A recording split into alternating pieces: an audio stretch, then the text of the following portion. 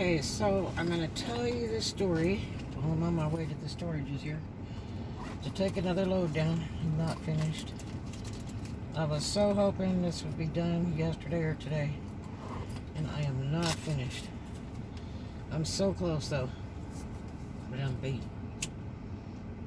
Just beat. And I still have to do the cleaning once I get most all this stuff out. I'm going to keep it pretty clean, but I do a thorough clean before I leave, you know. Try to be respectful. I used to manage rental property, and it's not a fun job. Okay, so I got this little dream house, and my little girl was around 2, just under 2, something like that. And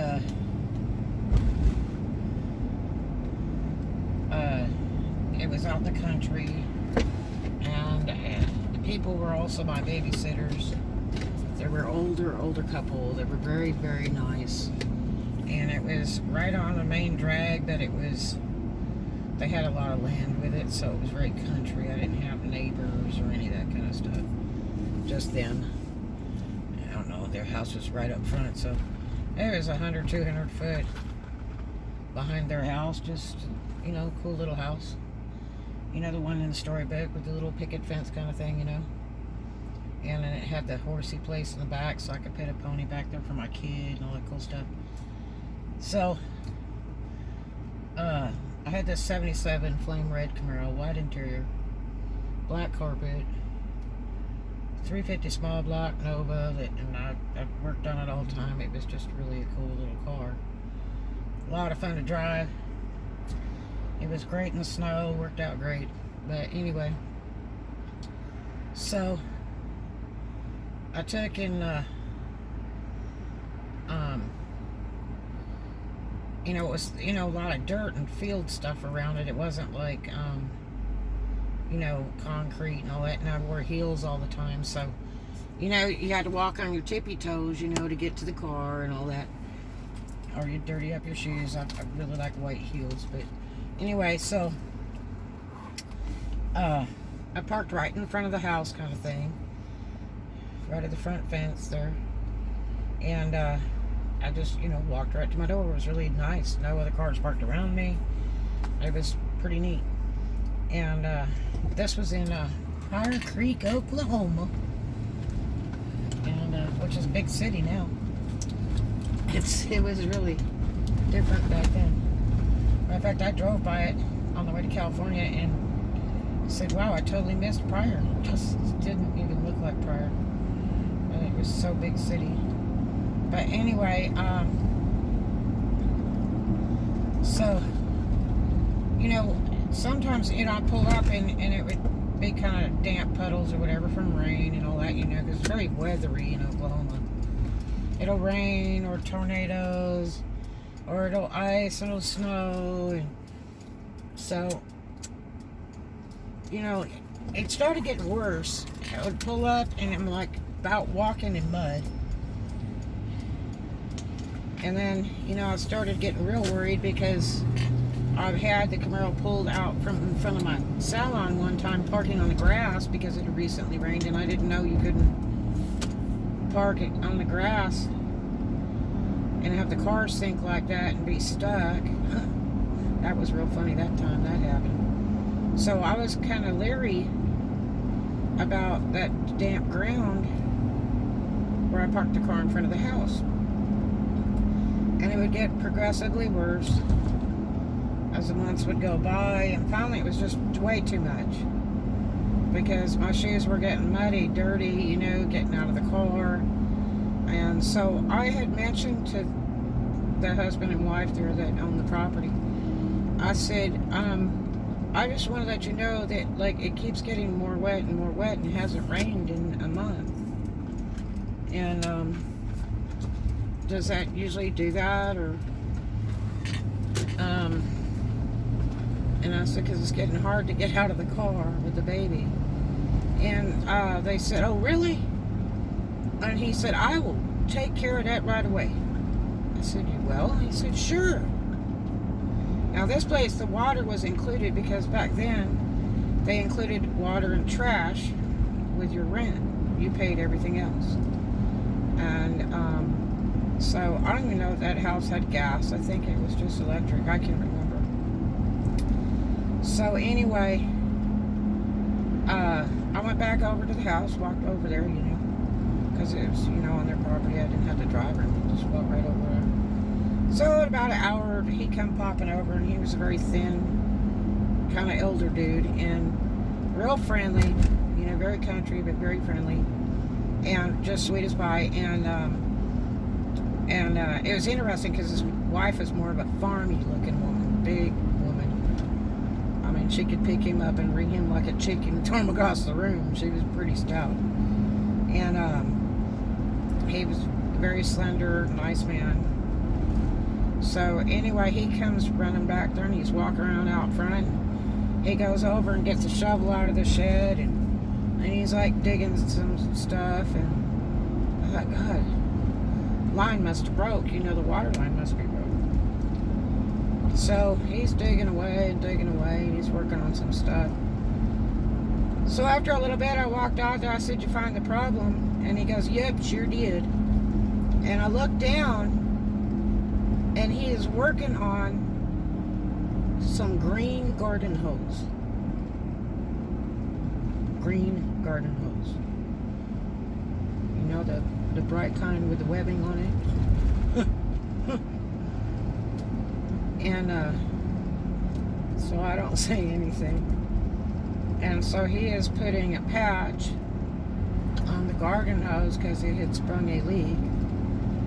And then he covered it back up. He said, "You all fixed up now, hon." I said, "Well, thank you, sir." He said, "You got no more problem with it, just let me know." I said, "Yes, sir." So I called Kelly up, the guy I was dating at that time. I was courting him. He was my beau. And I called Kelly O'Brien up before he'd come by the house. He was at work at the car lot at Chrysler. And I said, "Kelly," I said, "Look, found out, I told the landlord about, the mud where I parked my car, where it's like the entire size of the car. And my shoes are just getting nasty poo-poo." So, I mentioned it to them, and they were very nice about it. And he came over about an hour, and he'd been working on it, for a few hours out there, digging it up and everything.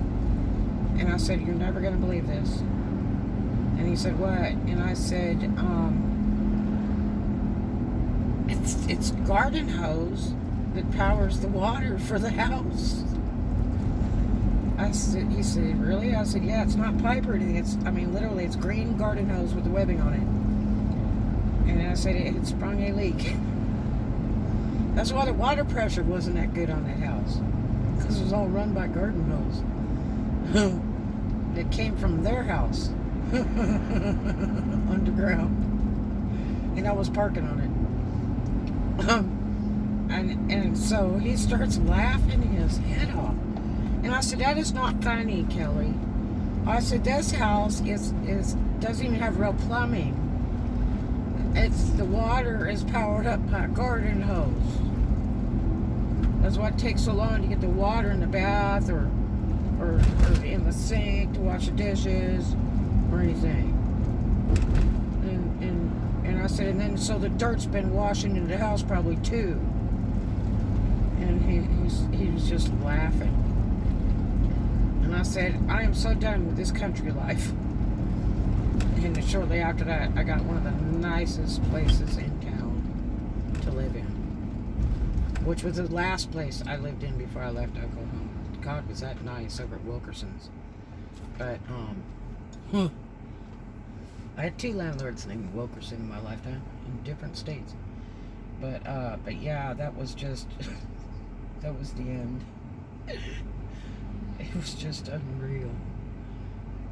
So when you hear the term baling wire fixing man or any of that stuff, don't think it's just funny and they're joking around, because they're really serious. Truly serious. Yeah. It's like when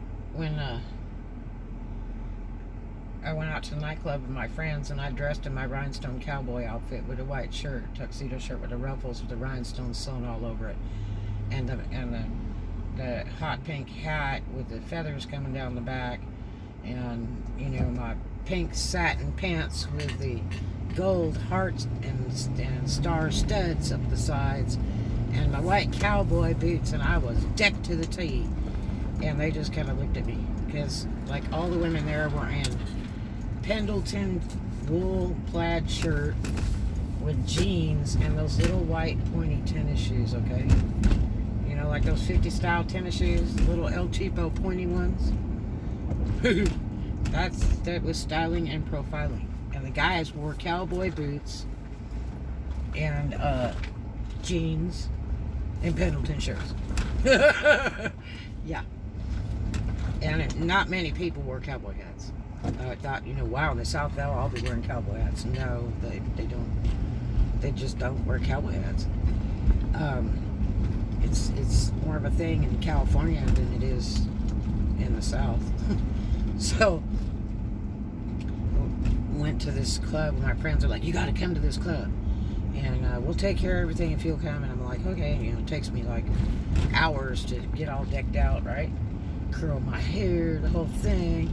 Got a babysitter, and so anyway, matter of fact, I don't even think I got a babysitter. I think you could bring kids there, and I think I brought my daughter, because I never usually put my kids in the sitter, especially to go out. I love my kids, so I did. The only time I really put them in the sitter is to work.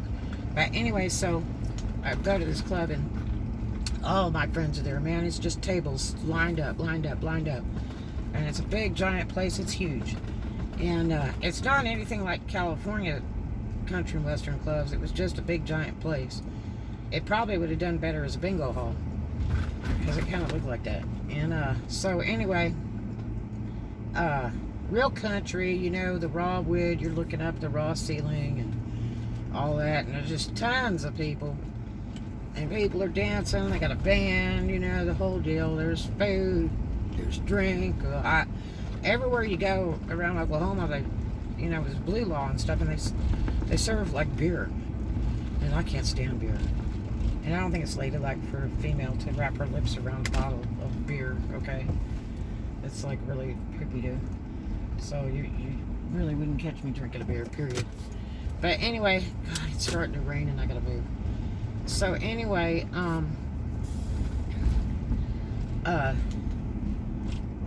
you know, I'm having a great time, and my friend Linda, she goes, how come you dress like that? And I said, because it's country western. I got all the right stuff. And she laughed. So then one guy says, your hat is shaped completely wrong. Let me fix it for you. So this drunk is jacking on my hat, and he's about totally destroyed it.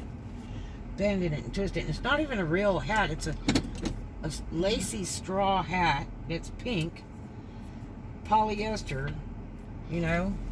That's see-through kind of thing. And just stylish. It's not a real, like a 10-gallon with the 4X's or any of that kind of stuff at all. Okay? It's just a real pretty cowboy hat. Pink cowboy hat. You know. Light pink. And so after I finally get my hat back, which is really tweaked now, the guy really was trying, but he was too sloshed. So then they say, you know, you don't want to no hat look like the damn dope roper hat, you know. And I said, you got to wear it the right way, and it's got to have the right bend to it, you know. And I'm like, okay, you know, I don't want to be identified as a freak, you know, in Oklahoma, that's for sure. And so, you know, after that party and everything, every time I'd see a jacked up hat, I would say, man, it looks like a damn dope roper. And people would laugh. They would laugh. One day somebody asked me and said, why do you say dope roper? I said, well, I was at this party, and this guy looked jacked with my hat, and he said that, you know, the stupid looking hats are the guys that are the dope ropers. And he said, no, he said goat roper. I'm like, what? And he said goat, you know, like Billy Goat? Roper hat. I'm like, okay. Talk to you guys later. I gotta go get this stuff loaded in. Love you.